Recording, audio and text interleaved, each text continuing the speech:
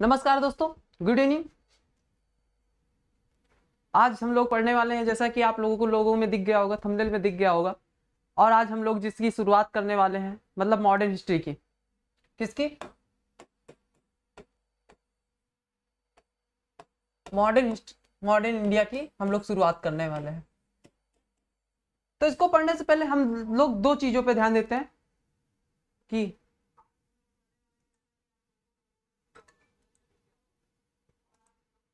Silent कर दीजिए, ठीक है। तो हम लोग जैसे भी पढ़ने वाले हैं, देख रहे हैं मॉडर्न हिस्ट्री। तो इसको पढ़ने से पहले जैसे कि हमने दो चीजों पे ध्यान देना है, दो वस्तुओं पे।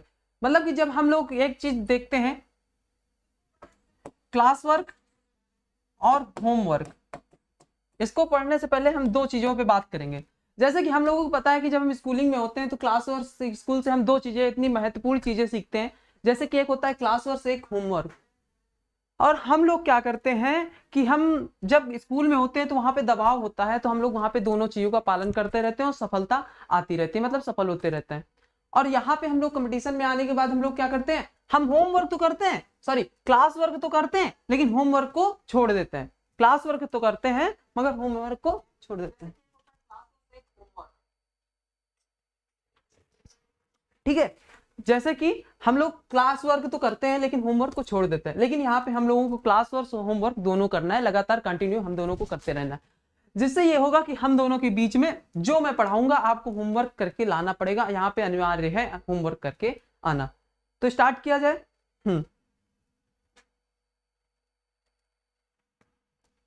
तो स्टार्ट करते हैं। जैसे कि हमें पता है मॉडर्न इंडिया के बारे में हम लोग पढ़ रहे हैं, तो मॉडर्न इंडिया में पढ़ने से पहले भारत को सोने की चिड़िया का देश कहा जाना, ये हो गया मेरा भारत। क्या हो गया?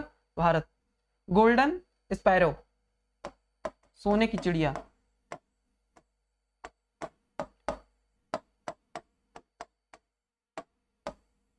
सोने की चिड़िया क्या है? सोने की चिड़िया।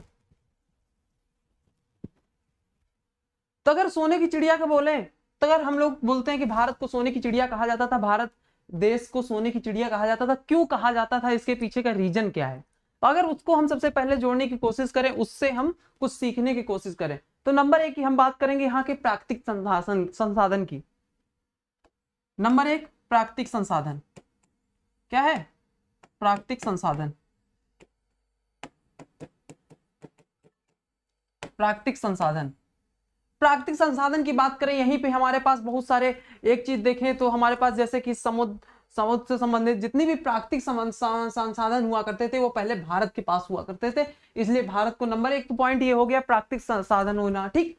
नंबर दो, अगर हम नंबर दो की बात करें, नंबर दो की बात करें, मानसून। इसका सोने की चिड़िया में बनने का एक महत्वपूर्ण कारण मानसून। मानसून, अगर हम मानसून से बात करें, अगर वो जून के महीने से आए, जून के महीने से स्टार्ट हो, तो अगर जून के महीने से स्टार्ट हो तो वो कहां जाएगा? जून में देखें, चाहे अक्टूबर में देखें, जब ठंडी स्टार्ट होती है, चाहे गर्मी स्टार्ट होती है, तो भी भारत से ही। मानसून कहां? भारत का। दूसरा कारण, बड़ा कारण ये हो गया है मानसून का। अगर हम तीसरा कारण बात करें, तो यहाँ के तीसरे कारण की बात है तो यहाँ पे balance of payment. Balance of payment, तीसरा कारण balance of payment. Balance of payment मतलब मैक्सिमम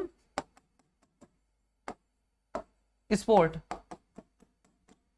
मैक्सिमम एक्सपोर्ट, और आगे की बात करें minimum import. Minimum import, minimum import. तो देखो यहां पे इसका तीसरा कारण मिनिमम इंपोर्ट, मतलब कि मैक्सिमम एक्सपोर्ट, बाहर अधिक से अधिक सामान भेजना, लेकिन अंदर लाना क्या है? बहुत कम। अगर यहाँ पे हम लोग बात करें तो यहाँ पे केवल अंदर दो चीजें दो लोगों के लिए आती थी, एक शाही वर्ग के लिए, यहाँ पे दो चीजें आती थी, वो भी मतलब एक वर्ग के लिए, वो भी शाही वर्ग के लिए, जो राजा महाराजा हुआ करते थे। नंबर एक चीज अगर बात करें तो यहाँ पे जो हमारे भारत में आता था, एक शराब थी, दूसरे घोड़े।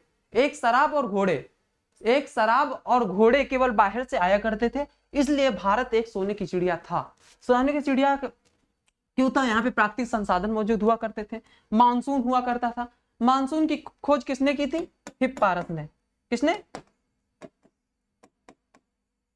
हिप्पारस, हिप्पारस ने, है ना।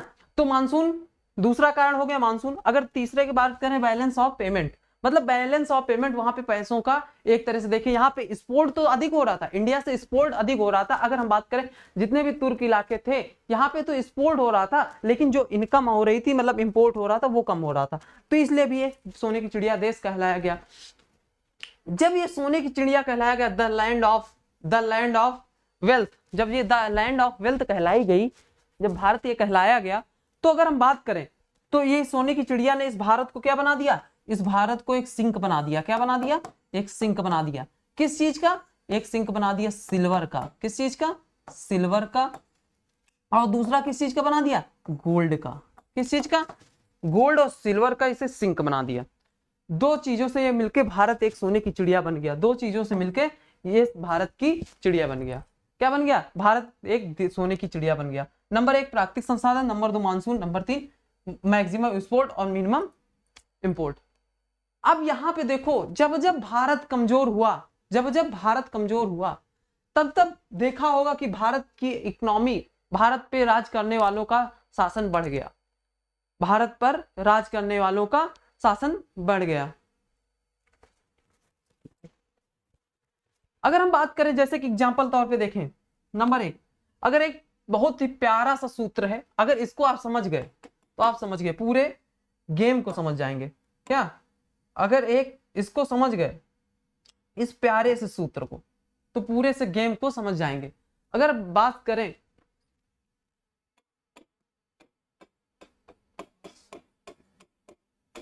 possibility cannot survive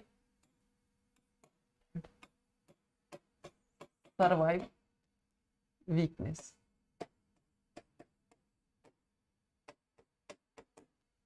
अगर इस सूत्र की बात करें जो है possibility can not survive weakness, मतलब कि समृद्धि कमजोरी के साथ नहीं रह सकती। एक तरह से देखिए समृद्धि जो है वो कमजोरी के साथ नहीं रह सकती। ये अपने लाइफ से भी जोड़ के समझ सकते हो और ऐसे भी समझ सकते हो। एग्जाम्पल, अब एग्जाम्पल देखो फटाफट, एग्जाम्पल की देख बात करें। एग्जाम्पल 1000 एडी में 1000 एडी की हम बात करें, जब महमूद गजनवी आता है तो वहां से हम बात करें, यहीं से इसका समझिए, इसका एग्जाम्पल यहीं से समझिए। Possibility can not survive weakness, मतलब कि अगर हम बात करें समृद्धि कमजोरी के साथ नहीं रह सकती। इसका एग्जाम्पल सबसे पहले देख लो आप 1000 एडी में। 1000 एडी में देखो, जब यहाँ पे महमूद गजनवी का लूटेगा तो उसका सबसे बड़ा कारण कौन था? उसका सबसे बड़ा कारण हम ही लोगों के पास था। अगर उस कारण की हम बात करें, नंबर एक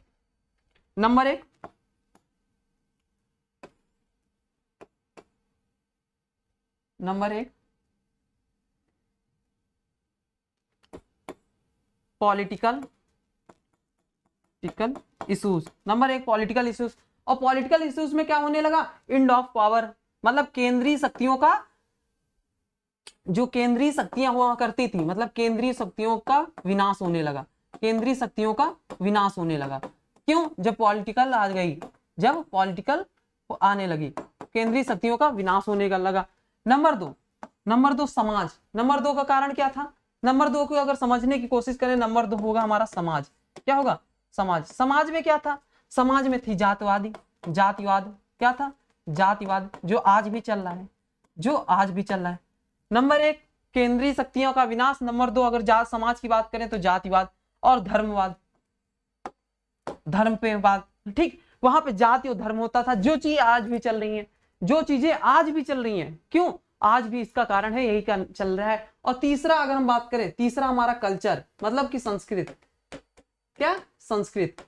तीसरा क्या है? तीसरा कल्चर या संस्कृत या कल्चर, समझते जाइए बस। अब समाज क्या करता है? समाज क्या बांट रहा है? समाज बांट रहा है, डिवाइड कर रहा है। किसमें? जाति में और धर्म में समाज को बांट रहा है। समाज और जाति और धर्म में बांटने की कोशिश कर रहा है। अब कल्चर की बात करें, कल्चर में क्या होना चाहिए? कल्चर में होना चाहिए एजुकेशन, मतलब शिक्षा। एजुकेशन मतलब शिक्षा होनी चाहिए। और शिक्षा कैसी दे रहे हैं? बैकवर्ड दे रहे हैं। कैसी दे रहे हैं? बैकवर्ड दे रहे हैं। शिक्षा क्या कैसी दे रहे हैं? बैकवर्ड दे रहे हैं। अब तुम्हारे पास जब तुम्हारी राजनीतिक स्थिति खराब है, तुम्हारा समाज तो खुद बटा जा रहा है जातिवाद और धर्मवाद में, संस्कृत को तुम शिक्षा दे नहीं पा रहे हो, ठीक, तो इसका परिणाम क्या हुआ? इसका परिणाम क्या हुआ? इसका परिणाम हुआ, आया कौन? महमूद गजनवी। कौन आया?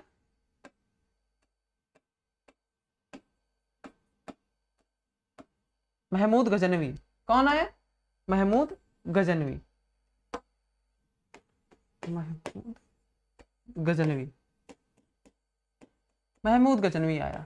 इस व्यक्ति ने कहां से? नागरकोट से लेकर इसका परिणाम ये निकला, नागरकोट से लेकर सोमनाथ तक लूटा, नागरकोट से लेकर सोमनाथ तक लूटा। अब यहां पे देखो, अगर अब यहां पर तुम महमूद गजनवी को गाली नहीं दे सकते। क्यों नहीं दे सकते? क्योंकि इसके पीछे का रीजन ये था कि तुम्हारे केंद्रीय शक्तियां तुम्हारे ही हाथ में नहीं। अब देखो यार, जब तुम खुद बटे हुए हो, जातिवाद धर्म में बटे जा रहे हो, आज भी अगर देखो, आज भी हमारा समाज कैसा बढ़ता चला जा रहा है? जात पे बढ़ता चला जा रहा है। अब देखो, जातिवाद पे अगर बात करें, जब तुम हॉस्पिटल जाते हो तो कोई भी डॉक्टर होता है तो वहां पे तुम इलाज करा लेते हो कि नहीं करा लेते हो? ये बताओ, करा लेते हो ना? ये तो है नहीं कि वहां पे तुम डॉक्टर से देखते हो कि नहीं ये क्या है कि ये हिंदू है, हम इससे दवा लेंगे, इससे नहीं लेंगे, ये मुस्लिम है, इससे नहीं लेंगे। क्यों बटे जा रहे हो? तुम्हारे जब वोट देने का समय आता है, जब चुनाव आता है, जब राजनीति आती है, तो क्या तुम्हारे दिमाग में शैतान बैठ जाता है का? ये बताओ। सबसे बड़ी बात, अगर तुम अभी से बटे जा रहे हो, इसका कारण यही था, महमूद गजनवी का लूटना सही था कहीं ना कहीं, क्योंकि जब तुम खुद बटे जा रहे हो तो इसका रीजन यही है ना। उसने नगरकोट से लेकर सोमनाथ तक इतना लूटा है ना, ऐसा बोलते हैं कि ऐसा लूटा है कि इतना धन ले गया था कि पूरे रास्ते में बिखरता हुआ गया था। अब इसका कारण यही था, इसलिए अब भी समय है। जो आज भारत की स्थिति है ना, अगर जो भारत की स्थिति, अगर एक तरह से बात करें, भारत की स्थिति जो है वो एक दिन में नहीं बिगड़ी है, वो 50 साल से अगर पीछे से जाके देखें, अगर तुम आजकल सबसे ज्यादा पढ़ा लिखा युवा इंडिया में है, और इंडिया जो है एक लोकतांत्रिक देश है।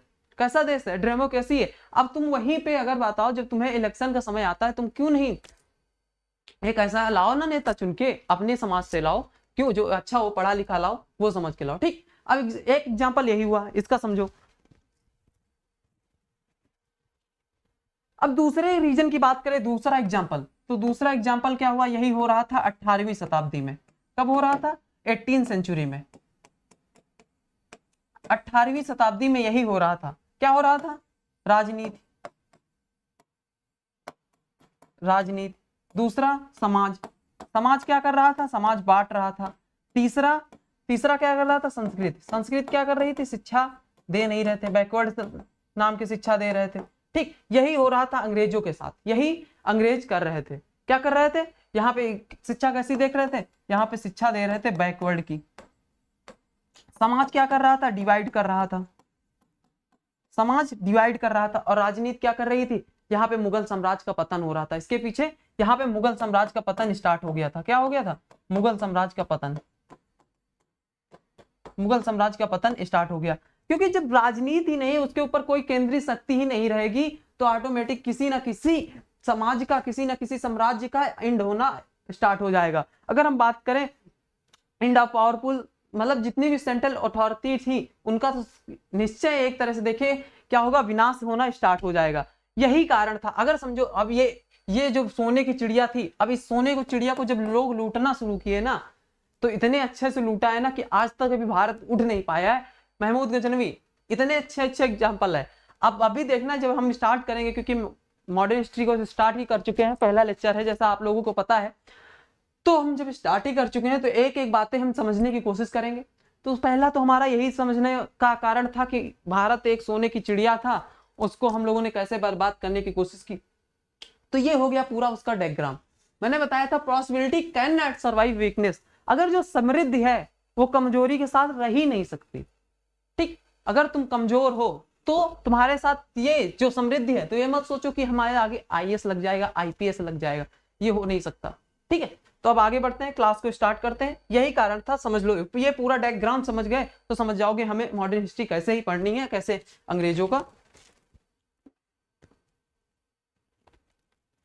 अब जब भारत की ताकत कमजोर हुई, जब भारत की ताकत कमजोर हुई, तब किसी न किसी ने लूटा। अब बात करें जैसे मौर्य एम्पायर की बात करें, मौर्य एम्पायर की बात करें, मौर्य साम्राज्य की, तो क्या किसने किसने लूटा? इंडो ग्रीक, इंडो ग्रीक, शक, कुषाण, इन लोगों ने लूटा। भारत आज तक लूटता ही चला है। इंडो ग्रीक ने लूटा, शक ने लूटा, कुषाण ने लूटा। उसके बाद जब गुप्त साम्राज्य का एंड होना स्टार्ट हुआ, गुप्त समय हूण लोगों ने लूटा। किसने लूटा? हूण, हूण ने लूटा। गुप्त के बाद अगर हम बात करें 1000 ईडी में, मतलब कि जब यहाँ पे भारत कमजोर होने लगा तो किसने लूटा? तब तुर्कियों ने लूटना शुरू किया। तुर्कों ने लूटा। अब बात करें अगर जब तुर्क यहाँ पे शासन कर रहे थे, तब मंगोलों ने लूटना शुरू किया। और उसके बाद जब मंगोल यहाँ पे शासन कर रहे थे, मंगोल मतलब मुगल जब यहाँ पे शासन कर रहे थे तो किसने लूटना शुरू किया? तब लूटना शुरू किया ईरानी और अफगानी शासकों ने। तब किसने लूटना शुरू किया? ईरानी और अफगानी शासकों ने। कौन? ईरानी और अफगानी शासकों ने। देखो समझो इस डायग्राम को।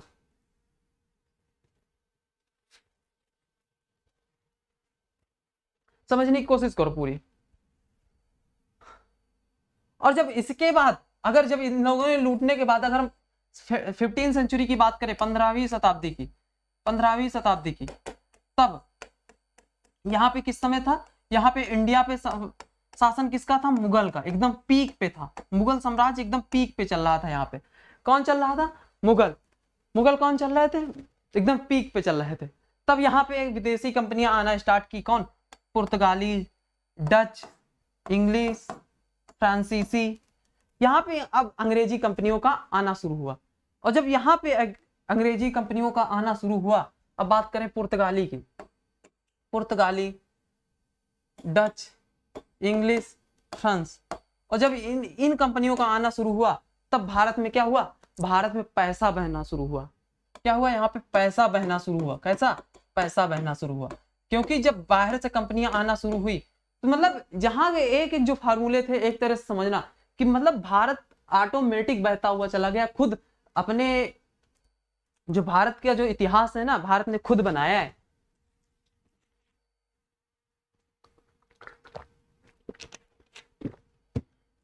जब यहाँ पैसा बहना शुरू हुआ तो यहाँ पे क्या देखने को मिलने लगे? यहाँ पे मिलने लगा लाल किला,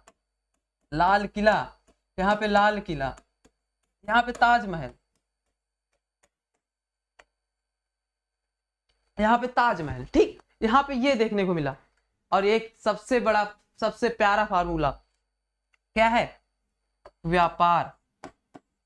व्यापार का क्या है? व्यापार अगर आप कर रहे हैं तो यहाँ पे जब एक तरह से समझो पूरी कहानी, जब इतनी विदेशी कंपनियां आना स्टार्ट हुई, मतलब पुर्तगाली, डच, अंग्रेज, जब फ्रांसीसी आए, तो मेन कारण इन लोगों का था, मुद्दा था व्यापार करना। क्या था?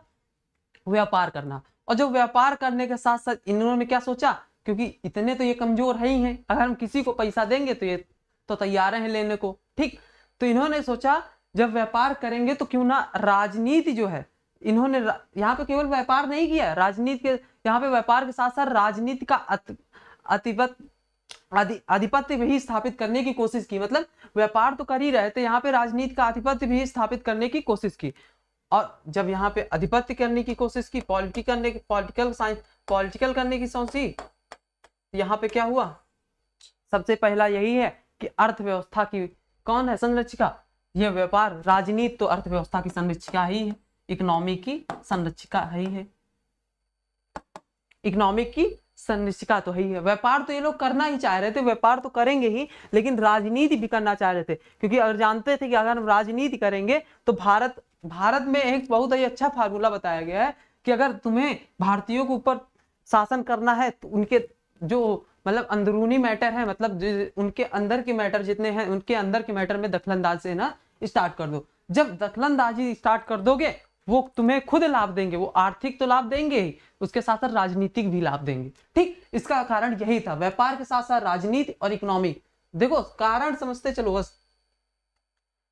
यहाँ पे देखो, यहाँ पे जब भारत कमजोर हुआ तब क्या हुआ? यहाँ पे केवल लूटना शुरू हुआ, सब लोगों ने लूटा, शक, कुषाण, हूण, तुर्क, मंगोल, ईरानी और अफगानी। और जब 15वीं शताब्दी आई तो यहाँ पे मुगल तो पीक पे थे ही, मुगल के साथ साथ यहाँ पे कंपनियों का आना शुरू हुआ। पांडिचेरी, डच, इंग्लिश, फ्रांस, ये सारी जब कंपनियां आना शुरू हुआ तो इंडिया में क्या हुआ, पैसा बहना स्टार्ट हुआ। इंडिया में पैसा बहना स्टार्ट हुआ। जब पैसा बहना स्टार्ट हुआ तो यहाँ पे क्या देखने को मिलने लगा, लाल किला, ताजमहल देखने को मिलने लगा।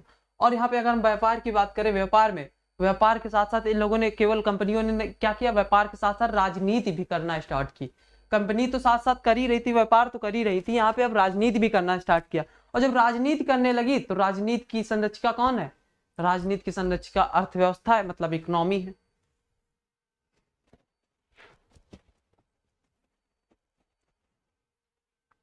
समझ में आया? ऐसे ही बस पढ़ते जाना है, समझ के। अब जो रीजन है ऐसे ही आराम से हम लोगों को पढ़ना है, इसमें ज्यादा प्रॉब्लम आनी नहीं चाहिए। अब आराम से हम समझते हुए आगे बढ़ेंगे।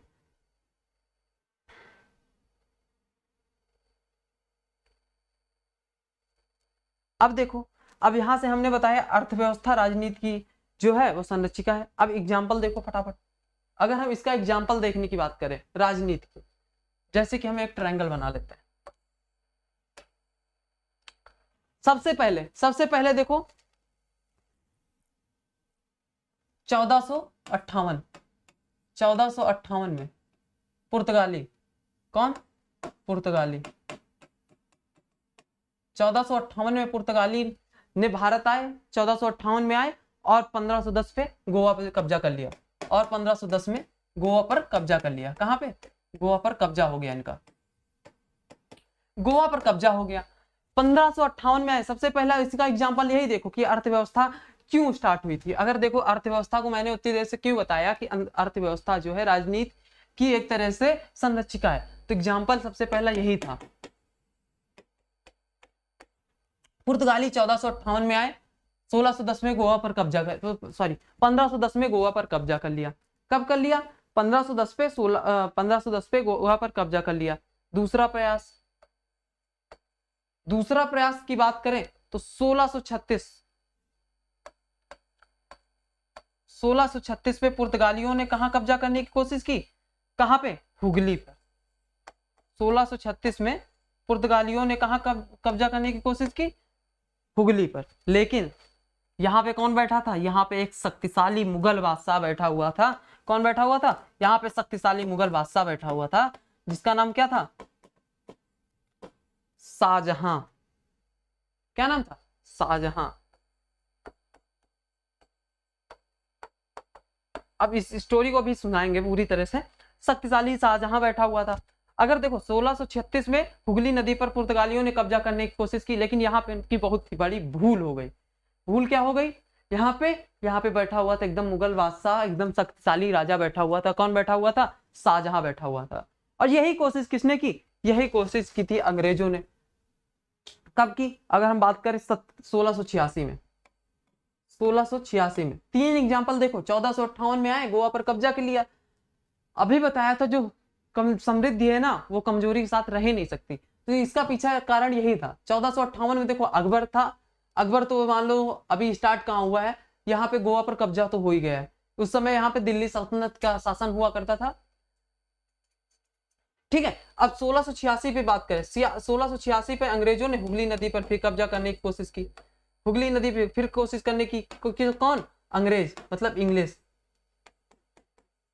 अंग्रेज हुगली नदी पर 1686 पर फिर कब्जा करने की कोशिश की। तब यहाँ पर कौन बैठा था, यहाँ फिर एक मुगल बादशाह एकदम मजबूत बैठा हुआ था, जिसका नाम कौन सा, औरंगजेब। कौन, औरंगजेब बैठा हुआ था। अब देखो पहले तो पुर्तगालियों ने 1458 में जब आए 1510 पे तो कब्जा कर ही लिया गोवा पे, 1510 पे कब्जा कर लिया। लेकिन जब ये आगे बढ़े, जब इनका आगे बढ़ना स्टार्ट हुआ, जब ये आगे बढ़ने स्टार्ट हुए, तब क्या किया, तब इन्होंने 1636 पे हुगली नदी पर कब्जा करने की कोशिश की। और जैसे ही कब्जा करने की कोशिश की, वैसे ही शाहजहां ने 2 थप्पड़ लगाए, अभी बैठ, अभी मालिक मैं हूं। ठीक, और यही कारण इधर हुआ। इधर क्या हुआ, 1686 में, अगर 1686 की बात करें, 1686 में क्या हुआ, 1686 में अंग्रेज हुगली नदी पे फिर कब्जा करने की कोशिश की। तब यहाँ पर क्या हुआ, यहाँ पे ये हुआ, यहाँ पे भी एक मुगल शासक अच्छा सा बैठा हुआ था। कौन, औरंगजेब ने। वो उसने 4 थप्पड़ लगाए। यहाँ पे शाहजहां ने तो इनको 2 ही लगाए थे, यहाँ पे 4 लगाए, अच्छी तरह से धो दिया। तब इन लोगों ने क्या किया, इन लोगों ने समय को इंतजार किया, बेटा समय तो आएगा, सबका आता है, हमारा भी आएगा। अब धीमे धीमे यहीं से कहानी शुरुआत होती है। यहाँ पे तो 2 शक्तिशाली थे, मुगल उस समय पीक पे थे, एक तरह से बात करें तो मुगल एकदम पीक पे थे। अगर 18वीं शताब्दी की बात करें, 15 शताब्दी की बात करें, 15 शताब्दी से लेकर 18वीं शताब्दी के अंत होने तक मुगल का थोड़ा थोड़ा एंड होने लगता है। ठीक, अब बात करते हैं, ये स्टोरी पूरी तरह समझ में आई। 1458 में तो आए और गोवा पे कब्जा कर लिया। अब यहाँ पे क्यों नहीं कर पाए, क्योंकि यहाँ पे एक शक्तिशाली राजा बैठा हुआ था, इनके पास अच्छा सा पावर हुआ करता था। अब यही एक डेट है, आप लोग अगर डेट, अब इन लोगों ने क्या किया, यहाँ पे एक इन्होंने शांति से बैठ गए, शांति से बैठ गए। कौन कौन, इधर तो पुर्तगाली भी बैठ गए और अंग्रेज भी बैठ गए। ये लोग समय का इंतजार करने लगे, किसका, समय का इंतजार करने लगे, वेट करने लगे, बेटा हमारा भी समय आएगा, हमारा भी समय आएगा। यहां तक स्टोरी समझ में आई, कनेक्ट होते रहना, धीमे धीमे स्टोरी सुनाऊंगा, पढ़ाता जाऊंगा।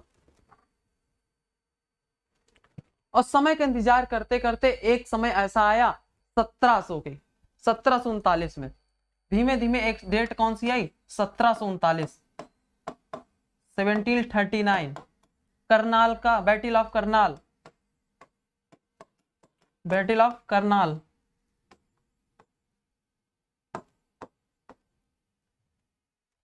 बैटल ऑफ करनाल,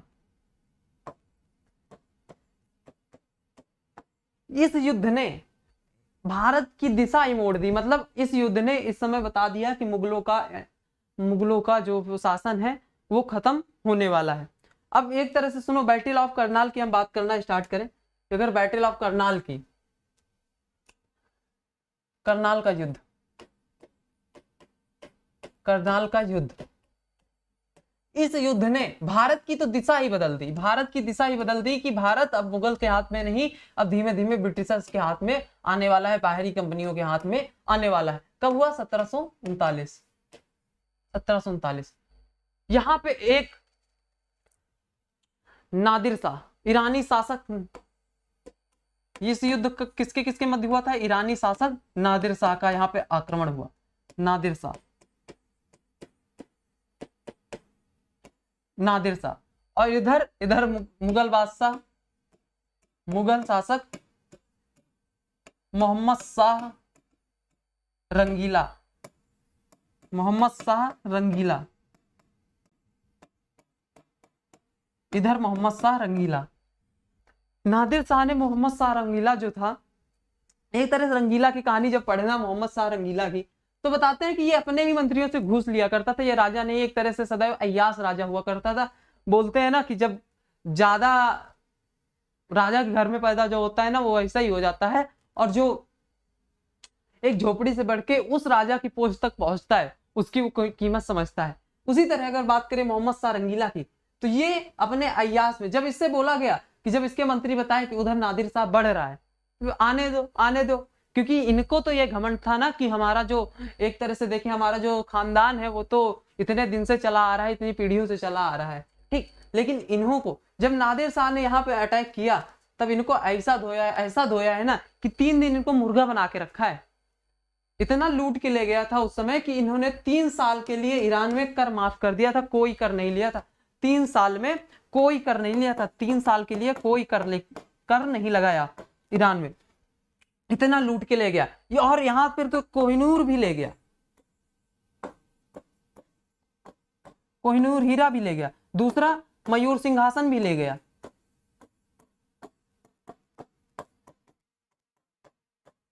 यहाँ पे मयूर सिंहासन भी ले गया नादिर शाह, और यहाँ पे मयूर सिंहासन और कोहिनूर भी ले गया, और यहाँ से मुगल साम्राज्य का पतन धीमे धीमे स्टार्ट हो गया था। इतना समझो पहले।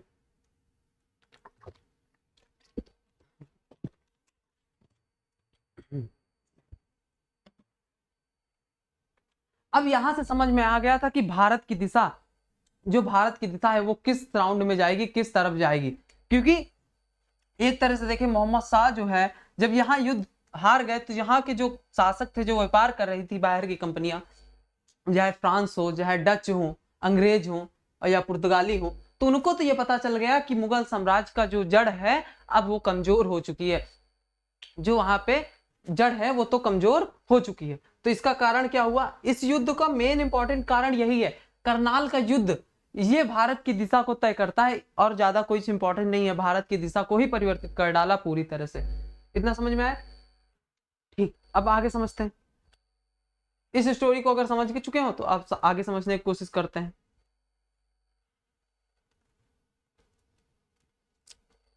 अब जब इस युद्ध के बाद, करनाल के युद्ध के बाद, अब इन कंपनियों को तो पता चल चुका था कि क्या होने वाला है, चाहे पुर्तगाली हो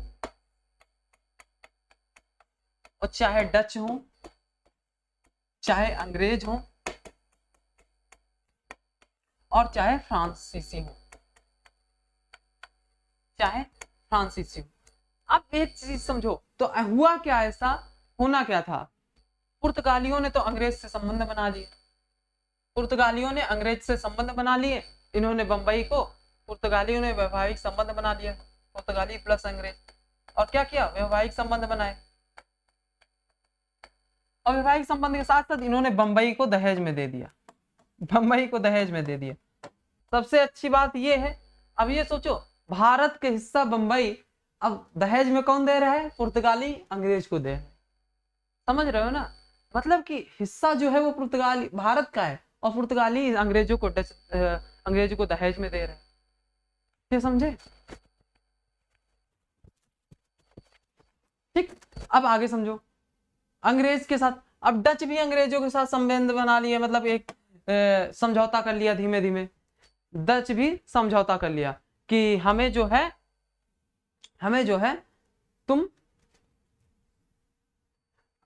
डच भी अंग्रेजों के साथ संबंध बना लिए, अंग्रेज, डच और अंग्रेज के साथ क्या संबंध हुआ, डचों ने कहा कि हमें तुम स्पाइस लैंड दे दो, स्पाइस लैंड एक हुआ करता था,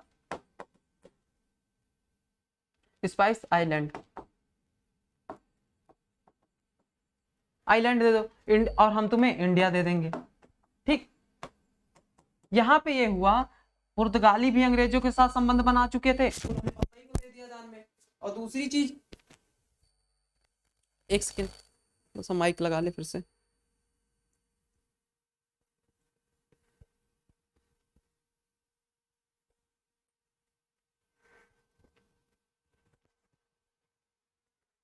ठीक, यहाँ पे डचों ने यहाँ से अंग्रेजों से कहा कि तुम हमें स्पाइस आइलैंड दे दो और हम तुम्हें इंडिया दे देंगे, ये भी संबंध बन चुके थे। तो यहाँ पे दो तो एकदम एक तरह से हो गया, ठीक, दोनों के साथ संबंध बन गए, दोनों के साथ लड़ाई बनने की कोई चांस ही नहीं थी। अब तीसरा कारण क्या हुआ, अंग्रेज और फ्रांसीसी के साथ कोई भी संबंध ना बने, इंग्लिश और फ्रांस के बीच में कोई भी संबंध नहीं बने। ठीक, तो इस संबंध का कारण क्या हुआ, जब इन दोनों के मध्य कोई संबंध न बना, एक तो पुर्तगाली और अंग्रेज के मध्य क्या हुआ, बंबई दहेज में चला गया। ठीक, ये भी तो वैवाहिक संबंध में आ गए। वैवाहिक संबंध के बाद अगर हम बात करें, ठीक, वैवाहिक संबंध के साथ साथ डच और अंग्रेजों के साथ क्या हुआ, डच और अंग्रेजों के साथ हुआ कि उन्होंने कहा हमें इंडिया दे दो, हम तुम्हें स्पाइस लैंड देंगे, ये बट गए। लेकिन अंग्रेज और फ्रांसीसियों के मध्य कोई भी समझौता नहीं बना, अंग्रेज और फ्रांसीसियों के मध्य कोई भी समझौता नहीं बना। ठीक, इसका परिणाम क्या हुआ, इसका परिणाम ये हुआ, एंग्लो कर्नाटिक वार, मतलब का एंग्लो का युद्ध, एंग्लो कर्नाटक युद्ध, एंग्लो कर्नाटक युद्ध।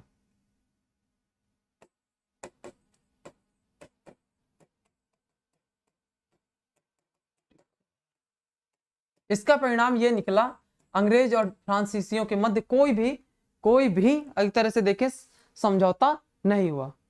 ठीक है, अब इसका परिणाम ये हुआ कि अंग्रेज, इंग्लिश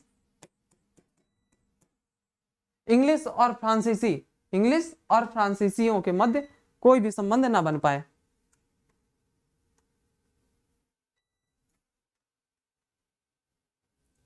ठीक, एक सेकंड, पावर कट हुआ थोड़ा सा।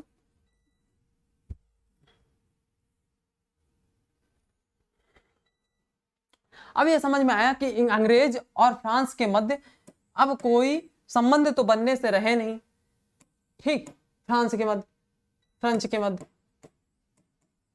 ठीक, अब इन दोनों के मध्य कोई संबंध तो बनने से रहे नहीं। तीसरा कारण अब समझो, जब इन दोनों के मध्य हुआ नहीं तो इसका परिणाम क्या निकला?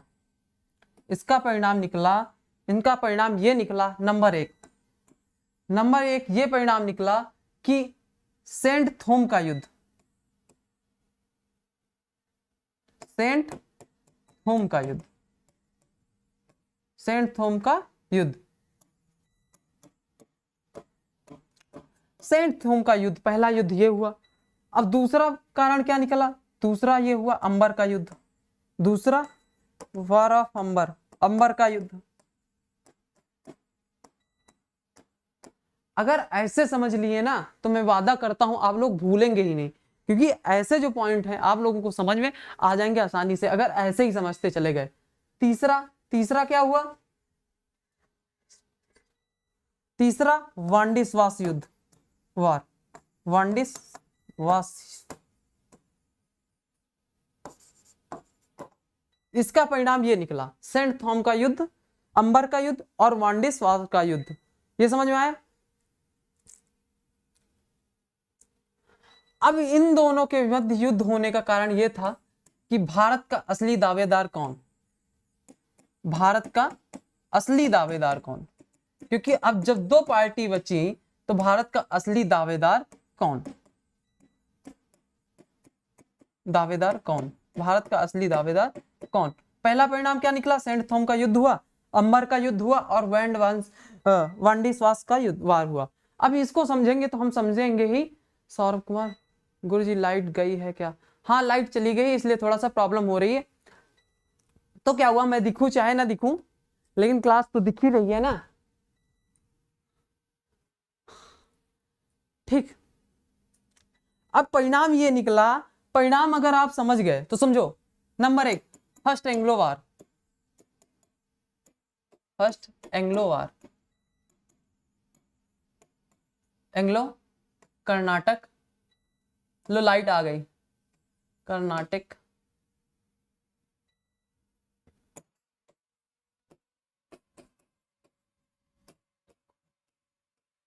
फर्स्ट एंग्लो कर्नाटक वार कब? 1746 से 48, ये पहला युद्ध। अगर पहले युद्ध को समझ गए तो दूसरा युद्ध भी समझ में आ जाएगा, अगर पहला युद्ध समझ गए तो दूसरा युद्ध भी आसानी से समझ में आ जाएगा। पहला युद्ध कौन सा? प्रथम एंग्लो कर्नाटक युद्ध।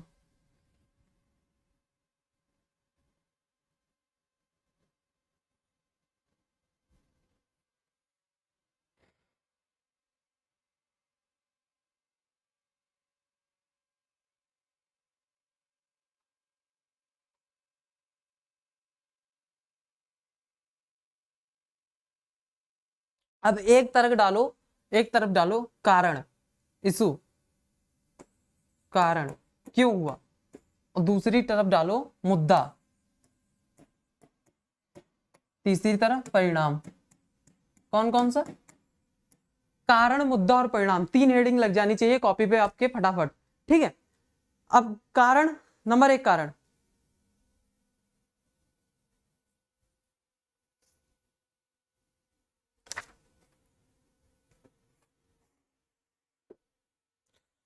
नंबर एक कारण डालो उत्तराधिकार का युद्ध,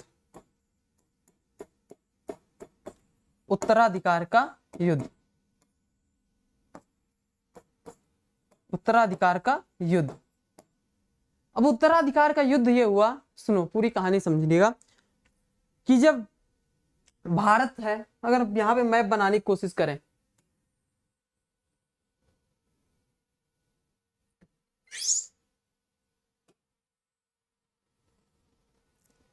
ये हो गया भारत। यहां पे क्या हुआ, यहां पे मद्रास, यहां पे पड़ता है मद्रास। मद्रास पे किसका शासन? अंग्रेज का। किसका? इंग्लिश का। और यहां पे पांडिचेरी, पुडुचेरी। यहां पे किसका? यहां पे फ्रांसीसियों का, फ्रेंच का। किसका? फ्रांसीसियों का और फ्रेंच का। कारण समझो फटाफट, फ्रांसीसियों का और फ्रेंच का। ठीक, यहां का गवर्नर डुप्ले, बहुत ही इंटेलिजेंट व्यक्ति, बहुत ही बुद्धिमान व्यक्ति जिसे बोले हम, है ना। यहाँ का गवर्नर कौन, डुप्ले। और यहाँ पे एक राज्य पड़ता है जिसे हम बोलते हैं कर्नाटक। कौन सा, कर्नाटक। अब इस स्टोरी को अगर समझ गए तो आप पूरी तरह समझ जाएंगे क्यों हो रहे थे ये युद्ध। कर्नाटक के संस्थापक, क्वेश्चन जितने बनते जाएंगे यहीं पे समझ जाइएगा। संस्थापक, कर्नाटक के संस्थापक सादुद्दौला।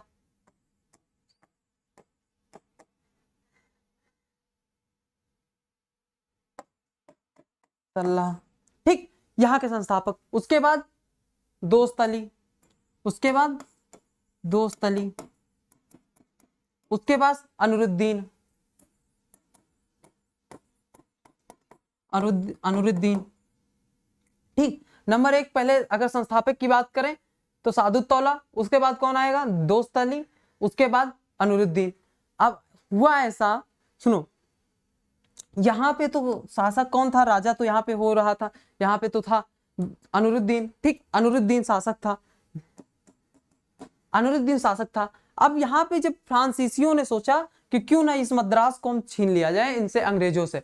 जब इन्होंने छीनने की कोशिश की, अंग्रेजों से छीनने की कोशिश की, एक तरह से देखो तो यहाँ पे फ्रांस ने अंग्रेजों से ये चीज छीनने की कोशिश की, मद्रास हमारा हो जाए, क्योंकि मद्रास एक तरह से देखिए व्यापार का बहुत ही इंपॉर्टेंट केंद्र माना जा रहा था। ठीक, बहुत इंपॉर्टेंट केंद्र माना जा रहा था।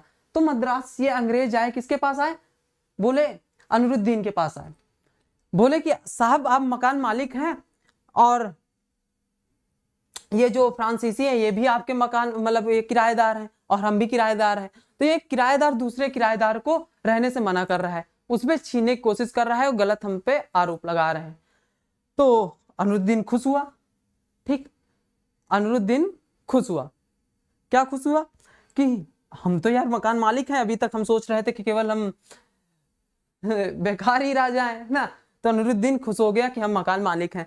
तब इन्होंने डुप्ले को बुलाया, डुप्ले को बुलाया, एक संदेश भिजवाया अनुरुद्दीन ने डुप्ले के पास कि आप आए हमारे पास। तब इनसे बोला, डुप्ले से, कौन, अनुरुद्दीन बोला कि आप क्यों इन अंग्रेजों को परेशान कर रहे हैं, है ना।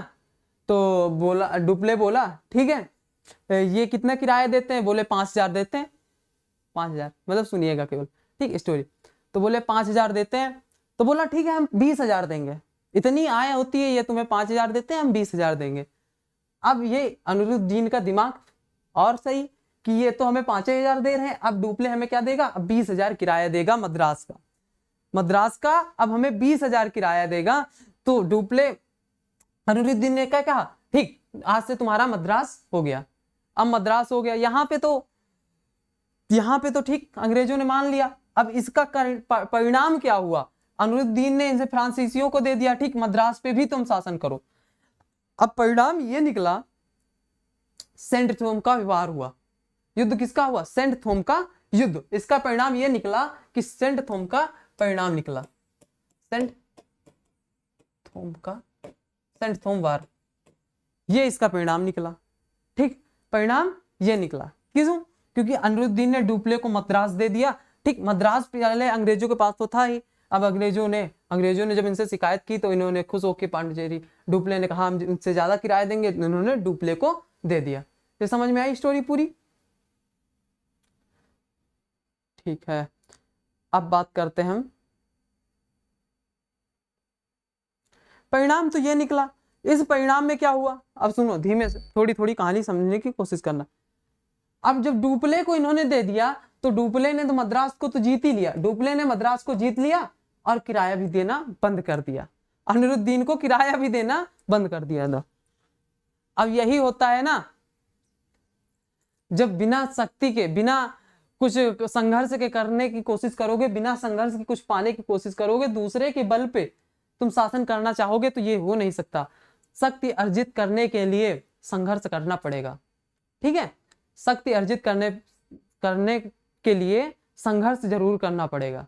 ये देखो, ये फ्री में चाह रहे हैं अनुरुद्दीन मद्रास, ठीक, हाँ तुम हमें 20,000 रुपए किराया दोगे, देगा वो, 1 रुपए नहीं देगा, उसने मद्रास पे भी कब्जा कर लिया। और इसका परिणाम क्या हुआ? इसका परिणाम ये हुआ, सेंट थॉम का युद्ध। परिणाम क्या निकला? सेंट थॉम का युद्ध।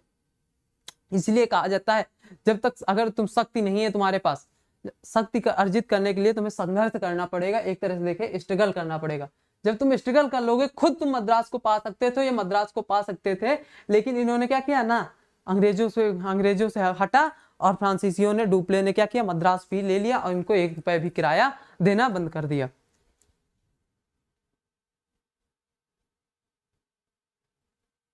ये परिणाम निकला। ठीक है,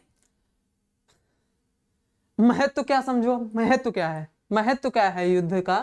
अब महत्व की अगर हम बात करें, ठीक, महत्व, इस युद्ध का महत्व अगर हम बात करें तो पहला तो ये हुआ, डुप्ले ने मद्रास भी छीन लिया इनसे और इनको किराया भी देना बंद किया। महत्व, आउटकम क्या निकला? आउटकम क्या निकला? आउटकम इनका निकला सेंट थॉम का युद्ध। सेंट थॉम वार, परिणाम ये निकला इनका। अब एक तरफ कौन? एक तरफ फ्रांसीसी सेना, कौन? फ्रांसीसी सेना, एक तरफ फ्रांसीसी सेना, दूसरी तरफ अनरुद्दीन, कौन?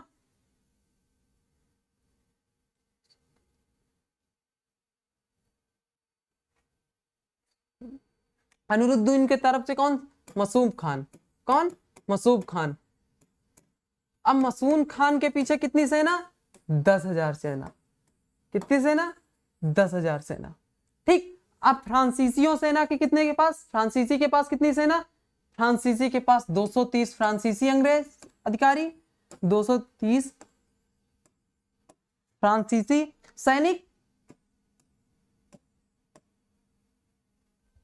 230 और 700 इंडियन, 700 भारतीय, 230 फ्रांसीसी सैनिक और 700 इंडियन। अब इन इंडियंस ने मिलके 1000 लोगों ने मिलके, इन 1000 लोगों ने मिलके 10,000 लोगों को हरा दिया। 1000 लोगों ने मिलके 10,000 लोगों को हरा दिया। पहला सेंट वार के युद्ध में समझो, पहला युद्ध यही कारण है। क्या कारण है? फ्रांसीसी सेना, एक तरफ 230 लोग, और 230 लोग फ्रांसीसी सैनिक, 700 इंडियन मिलके, 1000 लोगों ने मिलके 10,000 लोगों को हरा दिया। ठीक, 10,000 लोगों को हरा दिया। इसका परिणाम यही निकला। क्या इसका परिणाम? ये देखो,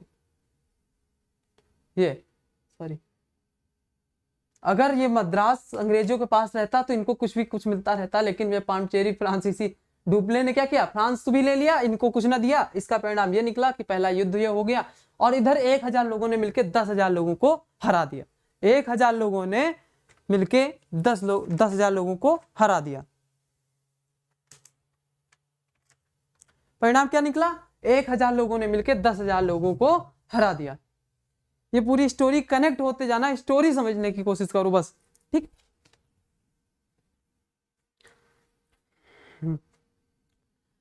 अब स्टोरी समझो। एक सेकंड, पानी पी ले।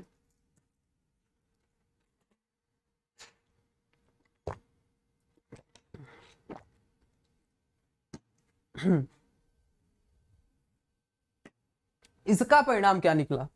इसका एक परिणाम निकला, इन्होंने एक संधि की, एक्स चैपलर संधि, एक्स लॉ चैपलर ट्रिटी। इसका परिणाम क्या निकला? एक्स चैपलर संधि कर ली। इन लोगों ने क्या की? एक्स चैपलर संधि कर ली। कब कर ली? 1648 में। अब तुम्हारे समझ में आ गया होगा पहला युद्ध का कारण कहां गया।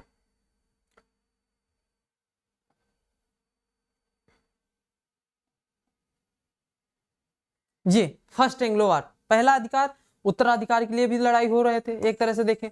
और मुद्दा क्या बना? मुद्दा ये बना कि भारत पे इसका प्रभाव पड़ने लगा। भारत पे प्रभाव पड़ने लगा। अंग्रेजों ने, डुप्ले ने क्या किया? फ्रांसीसियों ने अंग्रेजों से मद्रास को छीन लिया। अब उसके बाद अनरुद्दीन के साथ, स्टोरी को समझो पूरी, कनेक्ट करो स्टोरी को शुरुआत से। ठीक, स्टोरी क्या हुआ? सबसे पहले अगर बात करें कर्नाटक की। ठीक, तो पहला युद्ध में क्या हुआ, पहले युद्ध में यह हुआ कि यहाँ पे पहले तो मुद्दे चल ही रहे थे अंग्रेज और फ्रांस के बीच में। ठीक, फ्रांस के बीच में, क्योंकि अभी तक कोई समझौता नहीं हुआ था, इन दोनों के मध्य कोई ना कोई तो मुद्दे बने हुए थे जो झगड़े की जड़ थे। ठीक, दूसरा कारण अगर हम बात करें, दूसरा कारण यह हुआ, अब जब दूसरा मुद्दा यह बना कि जब यह कारण बना कि पांडिचेरी पर फ्रांसीसियों ने अंग्रेजों की तरफ मद्रास पे कब्जा करने की सोची, तो मद्रास में अनिरुद्दीन ने भी इसका डुप्ले का भी साथ दे दिया। अब जब डुप्ले का साथ दे दिया तो मद्रास से तो इनको कुछ मिलने वाला था ही नहीं, मद्रास से इनको तो कुछ मिलने वाला था ही नहीं। तो इन्होंने क्या किया, इसका परिणाम ये निकला, इसका परिणाम ये निकला, इसका परिणाम ये निकला, सेंट जोसेफ का वार, मतलब एक तरफ 1000 लोग 10,000 लोगों को मिलकर जिता दिया। अब यहां पे क्या जरूरी थी, यहां पे सुनो, यहां पे संख्या नहीं, यहां पे क्या जरूरी था, संख्या नहीं, यहां पे अनुशासन जरूरी था। अब इधर ये जीते क्यों, इनके पास था डिसिप्लिन, और ये अनडिसिप्लिन, ये अनडिसिप्लिन, ये डिसिप्लिन। इनके पास संख्या, यहां पे मैंने बताया कि संख्या जरूरी नहीं होती किसी भी चीज को जीतने के लिए, संख्या नहीं, केवल अनुशासन ही होना चाहिए, अनुशासन, सबसे बड़ा कारण अनुशासन।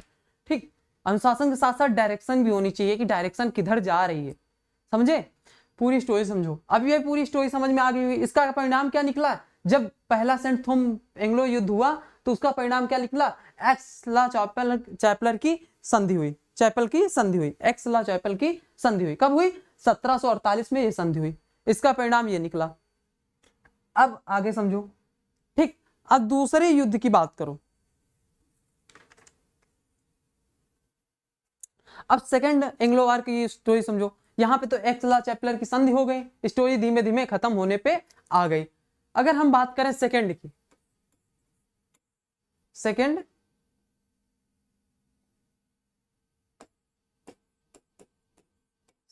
एंग्लो कर्नाटिक वार 51 से 54, कब, सेकंड 1749 से 54, 1749 से 54, 54, ये सेकंड का समझो स्टोरी, सेकंड की फटाफट स्टोरी समझ लो।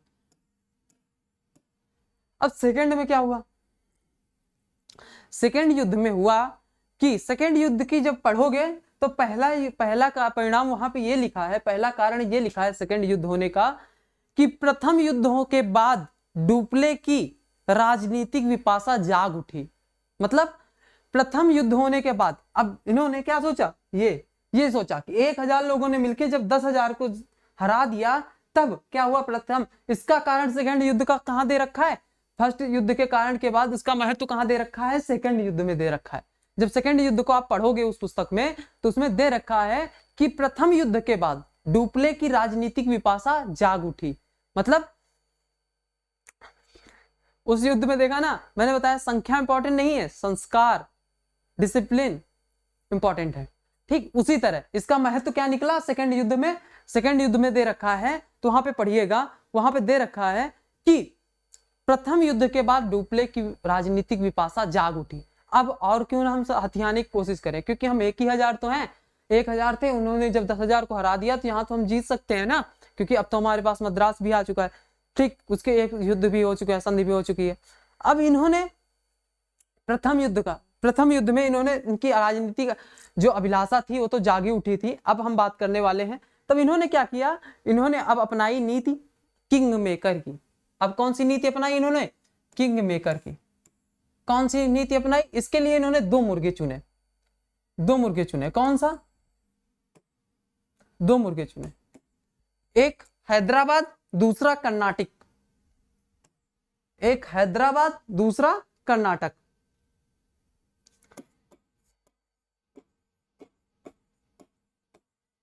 एक हैदराबाद दूसरा कर्नाटक।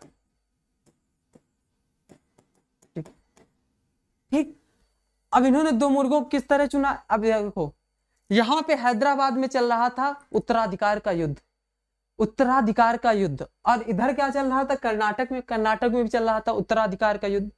अब हैदराबाद में किसके किसके युद्ध चल रहा था? यहां पे चल रहा था उत्तराधिकार का युद्ध, उत्तराधिकार का युद्ध, ठीक, उत्तराधिकार का युद्ध, उत्तराधिकार का युद्ध किसके किसके बीच? नासिर जंग, नासिर जंग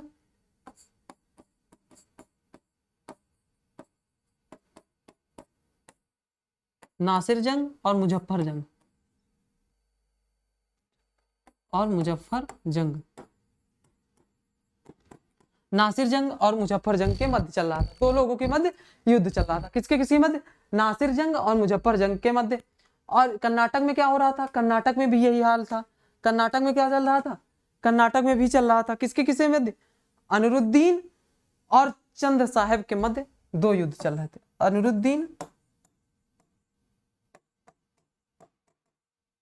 अनिरुद्दीन और चंदा साहेब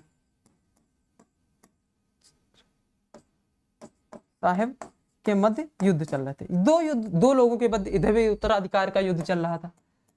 तो डुप्ले ने एक बहुत ही फार्मूला, बहुत ही फेमस फार्मूला, बहुत इंपॉर्टेंट फार्मूला अपनाया। तो क्यों ना इन दोनों का एक तरह से देखें कि क्या करें हम, क्या करें यहाँ पे। इन दोनों ने, डुप्ले ने कौन सा फार्मूला अपनाया? डुप्ले ने अपनाया किंग मेकर का फार्मूला। कौन सा? किंग मेकर का फार्मूला। बहुत इंपॉर्टेंट फार्मूला। नंबर एक फार्मूला कौन सा अपनाया? किंग मेकर का, मतलब राजा बनाओ, किसी को राजा बनाओ। अब यहां पे क्या हुआ? यहां पे क्या हुआ? तीन लोग मिल गए, मुजफ्फर जंग और चंदा साहेब प्लस फ्रांसीसी। कौन कौन मिल चुका? मुजफ्फर जंग और चंद साहेब और डुप्ले, तीन लोग मिल चुके। डुप्ले प्लस मुजफ्फर जंग प्लस चंदा साहेब, इन तीन लोगों ने मिलके 1700 एक गुट बनाया। एक गुट बना के 1749 में नासिर जंग, सॉरी, अंबर के युद्ध में अनिरुद्दीन की हत्या कर दी। किसकी? अंबर के युद्ध में अनिरुद्दीन की हत्या कर दी। किसकी हत्या कर दी? अनिरुद्दीन की हत्या कर दी। तो राजा कौन बन गया? राजा बन गए चंदा साहेब। कौन बन गया? चंदा साहेब। कौन? चंद्रा साहेब बन गए। समझो पहले, ठीक। इन्होंने कौन सी रणनीति अपनाई? ठीक है, किंग मेकर, राजा बनाओ। कौन राजा बनेगा? जी सर, हम हैं।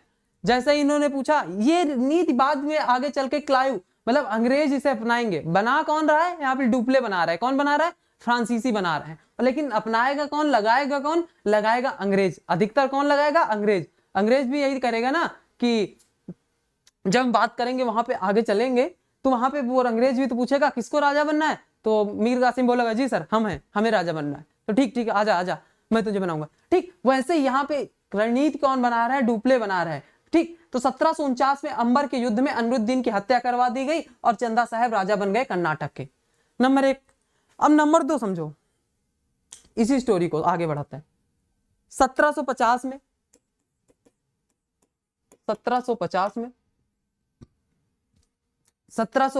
में नासिर जंग को भी मरवा दिया।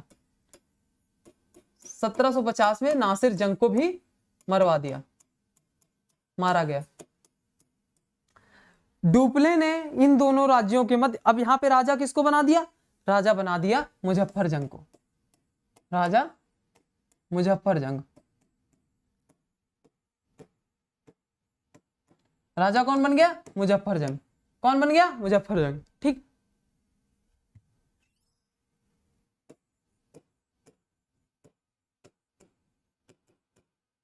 मुजफ्फर जंग राजा बन जाएगा। अब मारा किसने है? नासिर जंग ने। नासिर जंग को मरवा के राजा बना दिया मुजफ्फर जंग को। अब हैदराबाद और कर्नाटक, हैदराबाद और कर्नाटक ने मिलकर डुप्ले को इतना सारा सम्मान, धन, वैभव दिया। अगर समझने की कोशिश करें यहां पे तो समझो, ये हो गया हैदराबाद,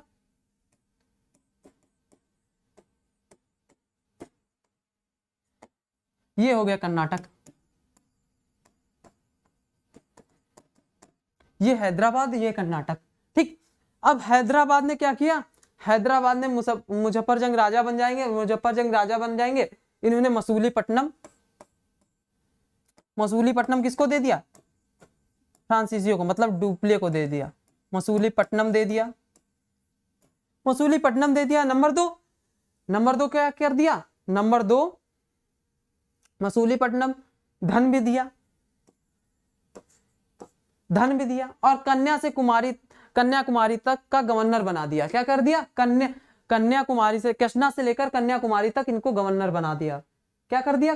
कृष्णा से लेकर कन्याकुमारी तक गवर्नर बना दिया। वो तो गवर्नर था ही फ्रांसीसी का, लेकिन इन्होंने भी उसे बना दिया। अब यहाँ पे क्या हुआ? कर्नाटक भी क्या दे दिया? कर्नाटक ने क्या किया? यहाँ पे 80 गांव दे दिए। क्या कर दिए? यहाँ पे 80 गांव दे दिए। किसने? चंदा साहब ने। वहां पे मुजफ्फरजंग दे रहा है, मसूलीपट्टनम धन दे रहा है, कर्नाटक दे रहा है और बहुत सारा धन दे रहा है। एनसीईआरटी में पढ़िएगा, इसमें लिखा हुआ है, ठीक है।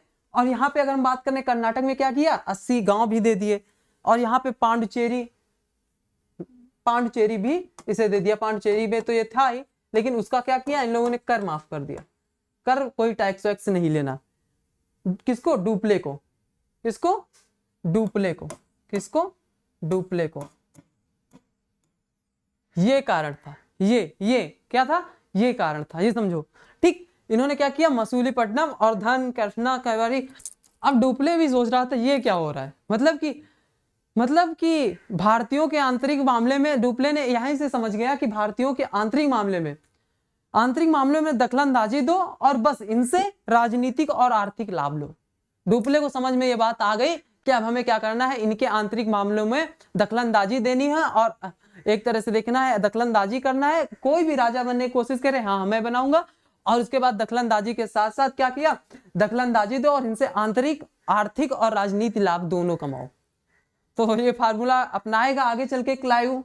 जब हम आगे पढ़ेंगे, अभी थोड़ा आगे बढ़ेंगे, जब नेक्स्ट क्लास में पढ़ना स्टार्ट करेंगे, तो इसी फार्मूले को हम लोग आगे पढ़ना स्टार्ट करेंगे।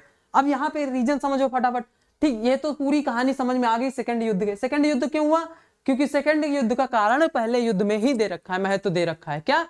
कि प्रथम युद्ध के बाद डुप्ले की राजनीतिक अभिलाषा जाग उठी थी। और जब व्यक्ति की कोई भी अभिलाषा भूखी होती है, जब भूखा होता है तो खाता कितनी तेज से है, ये भी पता होना चाहिए ना। तो खाता भी काफी स्पीड से। ये समझ में आई? ये ठीक, ये समझो।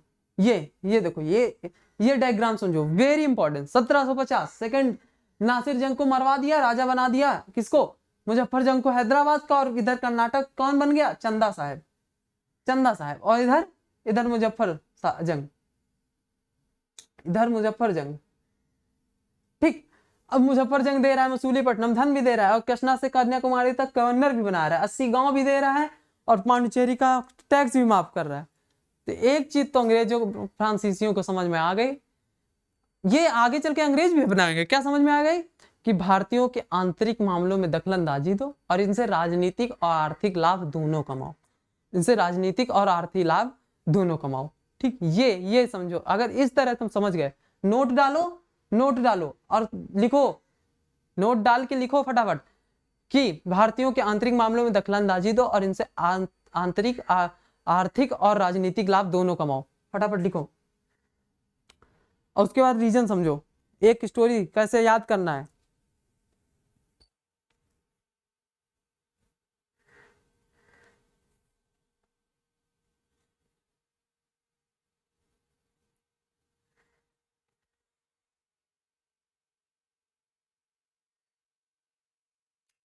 अब समझो, ऐसा ट्रायंगल बनाओ और डालो नंबर 1 राजनीतिक अभिलाषा, बढ़ी किसकी? डुप्ले की। राजनीतिक अभिलाषा बढ़ गई डुप्ले की।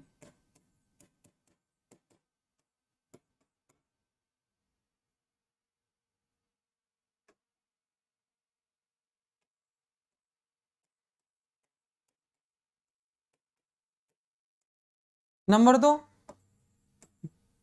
मुद्दा क्या बना? मुद्दा बनाया क्या? उत्तराधिकार। इशू क्या बनाया? उत्तराधिकार। राजा कौन बनेगा? मुद्दा बनाया किंग मेकर का। मुद्दा क्या उठाया? किंग मेकर का। आओ कारण, कारण समझो, राजनीति का अभिलाषा क्या, मतलब प्रथम युद्ध तो हम पहले जीत चुके थे, 1,000 लोगों ने 10,000 लोगों को हरा दिया, तो इसकी राजनीति का अभिलाषा भी जाग उठी थी। दूसरा का इसने मुद्दा क्या बनाया, इशू क्या बनाया, इशू बनाया किंग मेकर का। किसका? किंग मेकर का। और आउटकम क्या निकला? आउटकम क्या निकला? आउटकम क्या निकला? पहला formula, first formula king maker का। किसका? किंग मेकर का। किंग मेकर का राजा बनाओ और इन्हीं से, इनसे ही आर्थिक और राजनीतिक दोनों तरह से लाभ कमाओ। ठीक, ये निकला फार्मूला। ऐसे पढ़ते हैं, ऐसे कैसे?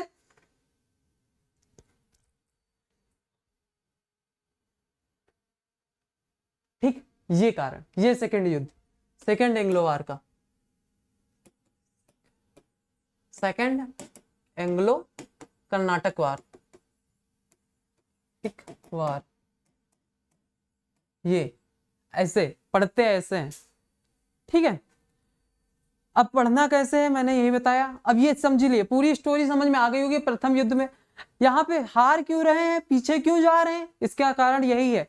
हारने का और पीछे जाने का कारण क्या है कि ये लोग खुद अपने ऊपर डिपेंड ना होकर दूसरे के ऊपर, मतलब बिना शक्ति के, बिना संघर्ष के ये लोग दूसरे से कमाने की कोशिश कर रहे हैं। ठीक, राजनीतिक अभिलाषा नंबर 1। दूसरा कारण क्या था, दूसरे रीजन क्या था कि जब प्रथम युद्ध जीत ही चुका था, ठीक, कौन? डुप्लेस जीत चुका था। और उसके बाद इन्होंने क्या किया, राजा कौन बनेगा, राजा बनाया। इशू क्या बनाया, मुद्दा क्या बनाया, उत्तराधिकार का युद्ध। जब उत्तराधिकार का युद्ध चल रहा था कि उत्तराधिकार में दो लोगों में चल रहा था, तो ठीक, एक को मरवा दिया, दूसरे को राजा बना दिया। इशू ये बना लिया, मुद्दा बना लिया। और आउटकम क्या निकला, पहला फार्मूला निकला कि किंग कौन बनेगा, राजा। अगर किंग मेकर वाली रणनीति अपनाई जाए, क्यों ना हम पूरे भारत पे कब्जा कर सकते हैं। क्योंकि ये लोग जो हैं, ये लोग क्या हैं, ये लोग केवल क्राउन के भूखे हैं, क्राउन के भूखे हैं कि गद्दी पे कौन बैठेगा, ये नहीं कि उसके ऊपर शासन कौन करेगा, गद्दी पे कौन बैठेगा। और वही आज भी हो रहा है। ठीक, ये समझ में आ गया? समझ में आ गया? तो ऐसे ही डायग्राम एक पेज में बना लो, और जहां भी जाओ, ट्रेन में जा रहे हो, गर्लफ्रेंड से मिलने जा रहे हो, डेट पे जा रहे हो ना, तो ऐसे ही पेज पे निकाल के याद कर लो। एक बार पढ़ते जा रहे हो, पढ़ते पढ़ते जा रहे हो, रिवीजन करते जा रहे हो। तो अगर ऐसे ही पढ़ते रहोगे, कनेक्ट करते रहोगे, तो समझ में बढ़ती जाएगी और भूलोगे नहीं। ठीक, तो आज के लिए हमने यहीं पे, आज का जो क्लास होने वाला था, आज यहीं पे होने वाला था, यहीं तक। और नेक्स्ट क्लास में बताएंगे। अब 2 युद्धों के बारे में जो बच्चे हैं वो अगली क्लास में हम लोग समझने की कोशिश करेंगे। आज की क्लास यहीं पे हम लोग खत्म करेंगे। तो पढ़ने का तरीका भी समझ में आ गया होगा, कैसे पढ़ना है। थोड़ा कनेक्ट होते जोड़ो, कोई को किसी चीज को कनेक्टेड करते हुए जब जोड़ते हुए पढ़ोगे तो ज्यादा से याद होंगी। ठीक, आज की क्लास को हम लोग यहीं पे खत्म करेंगे। और जो हमारे साथ जुड़े थे उनका बहुत बहुत धन्यवाद। और जो है, अगर क्लास अच्छी लगी हो तो लाइक कर देना, और हमारे चैनल को सब्सक्राइब करें, शेयर करें, सारी चीजें। और आज के लिए हम यहीं